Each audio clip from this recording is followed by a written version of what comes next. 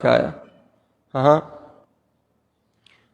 طبعا بالمناسبة كاتب ما مصار رمضان وفاتي كر خواهي قرع عفويك يا ربي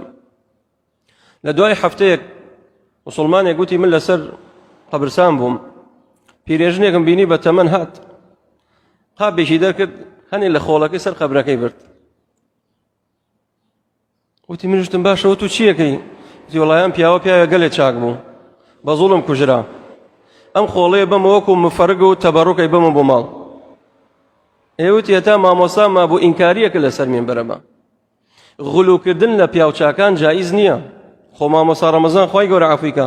خۆی ئینکاری ئەوەیە کرد و لەسەر ئەوەش کوژرا ئێستا دۆ قابێکە دەرکردەوە وەڵا هەنێ لە خۆڵ لەسەر قەبرەکەی بەمەوەی بەم بۆ ماڵەوە وەکو مفەرگ وەکو تەبەڕوک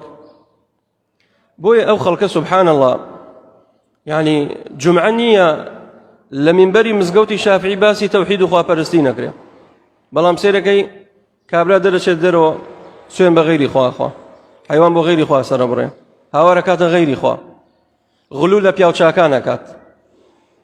ئێمە عەقیدە و بیر و باوەڕی ئەهلی جاهیلیەت بوو ئەهلی جاهیلیەت لەسەر ئەو خاڵە بوون کاتێک بەو شێوەیە ئەو جیلە ئاوها